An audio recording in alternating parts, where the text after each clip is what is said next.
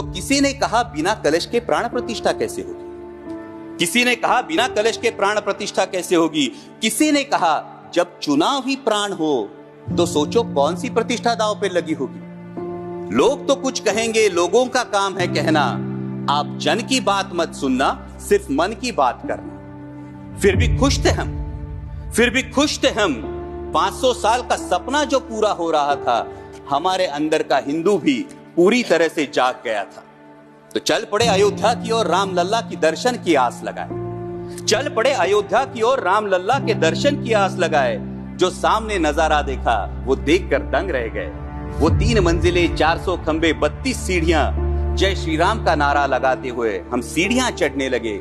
राम लल्ला से क्या गुहार लगाए ये सोचने लगे। पहली सीढ़ी पर याद आई महंगाई, पहली सीढ़ी पर याद आई महंगाई, दूसरी पर देश में बढ़ती बेरोजगारी, तीसरी पर पत्रकारिता की चरण चुंबकता, चौथी पर सेंट्रल एजेंसीज की संदिग्ध भूमिका।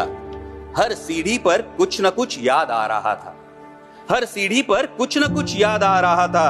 कहीं 15 लाख का जुमला, कहीं किसानों का आक्रोश था, कहीं महिला कुश्तीगिरों की वेदना थी, कहीं सालाना 2 करोड़ रोजगारों का वादा था, कहीं बढ़ती सांप्रदायिकता थी, तो कहीं चुनिंदा पूंजीपतियों पर मेहरबान हमारी सरकार का चेहरा था।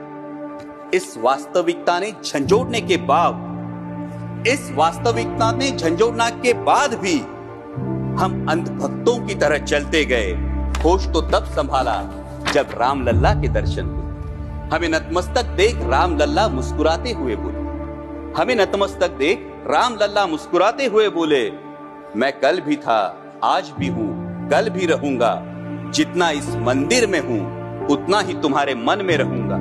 लेकिन याद रखना हमेशा, लेकिन याद रखना हमेशा, मैंने त्रेता युग में रामराज जलाया था, तुम कलयुग में जीते हो जहां संविधान ने गणराज जलाया है।